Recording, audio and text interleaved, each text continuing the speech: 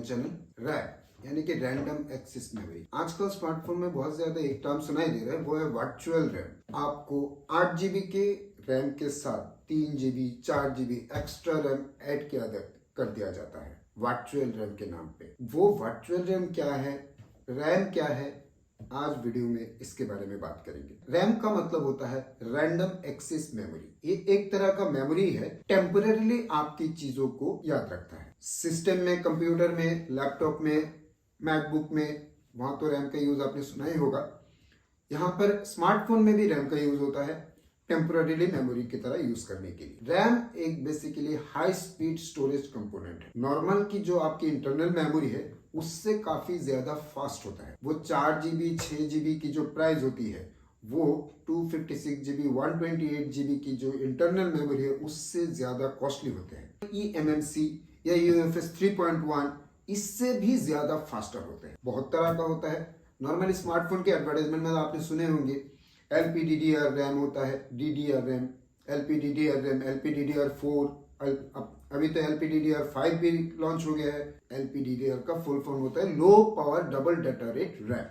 ठीक है, नाम से ही पता चल जाता है low power double data rate. इसकी स्पीड बहुत ज्यादा है लेकिन पावर कंज्यूम बहुत कम करता है। LPDDR रैम जो है वो 2010 में मोटो ड्रॉइड X नाम की एक मोबाइल पे पहली बार यूज किया गया था और iPad फर्स्ट जनरेशन में LPDDR रैम का पहली बार यूज किया गया था। अभी ये रैम काम कैसे करता है पहले इसको डिस्कस कर लेते हैं। ये पिक्चर देखो, मेरी हैंडराइटिंग पे मत जाओ। इधर ये आपका एक बॉक्स है जिसको आप इंटरनल मेमोरी समझ लो और ये साथ में ये एक टेबल है जिसको आप रैम समझ लो। ठीक है, इस बॉक्स के अंदर यानी कि स्टोरेज के अंदर आपकी सारी डाटा स्टोर्ड है। ठीक है, और ये टेबल है वो रैम है, वो खाली है।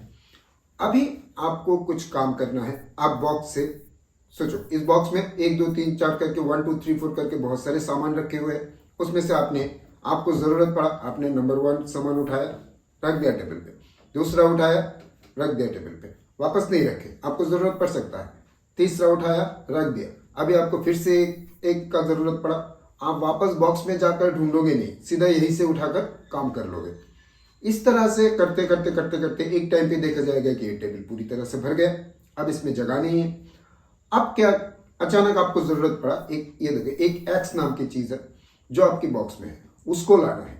इस जगह पर आपको क्या करना पड़ेगा, इस टेबल से कम एक सामान को तो हटाना पड़ेगा। इसको हटाकर आप उस एक्स को यहां पर रख सकते हो। समझ में आ गया रैम कैसे काम करता है। कोई भी चीज टेम्परेरीली एक मेमोरी स्टोरेज पे स्टोर किया जाता है, टेम्परेरी स्टोर किया जाता है मेन मेमोरी से लाकर। क्योंकि प्रोसेसर को अगर कोई भी काम करना पड़ता है तो वो उस चीज को ढूंढता है, वो स्टोरेज से ढूंढता है, ढूंढकर जब वो यूज करता है, वो स्टोरेज से ढूंढकर यूज नहीं करता, वो रैम से यूज करता है और रैम में वो स्टोरेज से लाकर रखा जाता है। जैसे ही उसका काम खत्म होता है वो दूसरा चीज मंगवाते हैं, वो स्टोरेज से फिर से ले आते हैं। इस तरह से अगर उसको फिर से पहला वाला चीज जरूरत पड़ा तो वो रैम से ही उठाकर उसको काम कर लेते हैं। हम जो स्वीप कर करके डिलीट कर देते हैं, कभी कभार एक मोबाइल पे हम क्या करते हैं, जैसे बहुत सारे हो गए हम क्लियर कर देते हैं, क्लियर ऑल कर देते हैं। ऐसा नहीं करना चाहिए। ऐसा करने से प्रोसेसर को बार बार दिक्कतें होती है, प्रेशर पड़ता है प्रोसेसर के ऊपर। आप जैसे पहले मैंने ये दिखाया था पिक्चर में, वहां आपने देखा है कि अगर आप एक बार एक नंबर का सामान आपने उठा कर ले लिया, उसको फिर से अपने बॉक्स में रख दिया, क्लियर करने का मतलब, वहां पर क्लियर करने का मतलब तो यही हुआ ना, आपने टेबल से हटा दिया, यानी कि रैम से हटा दिया, इसको फिर से स्टोरेज में रख दिया आपने। फिर बक्सा खोलो, वहां से निकालो, फिर लाओ, आपको मेहनत करना पड़ेगा, यानी कि सिस्टम में प्रोसेसर को मेहनत करना पड़ेगा। इसलिए क्लियर नहीं करना है, आपको रखा करो, इससे प्रोसेसर के ऊपर प्रेशर कम पड़ता है। ये तो गई रैम की बातें। अब आ जाते हैं वर्चुअल रैम की बातें। वर्चुअल रैम क्या है? सैमसंग वालों ने पहली बार A52s में इसके यूज किया था, उन लोगों ने नाम दिया था रैम प्लस। ये एक्चुअली जैसे रैम होता है वो फिजिकली होता है, मतलब एक चिप लगाया जाता है, रैम है डिवाइस में, आपकी जो स्मार्टफोन में वो चिप फिजिकली होता है, हार्डवेयर लेवल पर होता है। लेकिन ये जो वर्चुअल रैम है वो फिजिकली नहीं होता है। जैसे कि मैंने उस टेबल में दिखाया था कि ये भर गया, अब क्या करोगे, एक को वापस रखना पड़ेगा, या एक को यहाँ से हटाना पड़ेगा, नहीं तो दूसरा नहीं आएगा। इस सिचुएशन में वो क्या करते हैं, आपकी जो इंटरनल मेमोरी है उसी का कुछ पोर्शन स्टोरेज को लेकर टेम्पोरेरीली रैम की तरह यूज करता है। पहले ये मिड रेंज मोबाइल में आता था, अब फ्लैगशिप मोबाइल में भी आने लगे हैं। अब देखो वर्चुअल रैम काम कैसे करता है, वो पिक्चर पे वापस आ जाता है। देखो जब आपको एक्स को यहाँ पर लाना पड़ा था तो आपको क्या करना पड़ा था, 1 को रिमूव करना पड़ा था। अभी क्या होता है कि आप सोचो कि ये जो बॉक्स है इसमें से आपने एक जगह अलग से बना के रखा है, ये वाला, ठीक है, ये वर्चुअल रैम है। अभी आपको x को यहां पर लाने के लिए 1 को पूरी तरह से रिमूव करने की जरूरत नहीं है, आप इसको इधर ला के रख दोगे, 1 को, 1 यहां पर रहेगा। तो जब भी इसको रैम को सिस्टम को जरूरत पड़ेगा तो वो रैम में नहीं मिलेगा, तो इस जगह से पूरी डिवाइस को, पूरी बॉक्स को ढूंढने की जरूरत नहीं, वो सीधा उस जगह से इसको उठाकर वापस ले आएगा, काम करेगा। मतलब कि ये जो रैम वर्चुअल रैम है वो रैम को असिस्ट करता है, मदद करता है फास्ट चलने के लिए। खुद इतना फास्ट नहीं है क्योंकि वो तो इंटरनल मेमोरी है ना, वो रैम की तरह तो फास्ट नहीं होता है। रैम को मदद करता है, जैसे कि इस बॉक्स में आपने एक स्पेसिफाई जगह बना लिया, उस जगह से आपको जब भी आपको उस रैम को रिमूव करना होता है तो रिमूव किए बिना आप इस जगह पर स्टोर करके रख सकते हैं। तो ये है वर्चुअल रैम की काम करने के तरीका। आप कभी देखना, जैसे कि आप अगर मोबाइल की जो रैम है उसको क्लियर करके देखना, क्लियर करने के बाद भी आपको देखना रैम में जीरो नहीं होता है, रैम कुछ जगह ऑक्यूपाई करके रख देता है। ऐसा क्यों होता है? रियलमी, शाओमी, ये लोग क्या करते हैं कि एंड्रॉयड को वहां से उठा लेते हैं, उसके ऊपर स्क्रीन यूज करके अपना यूआई बनाकर, अपना ओएस बनाकर वो दे देते हैं।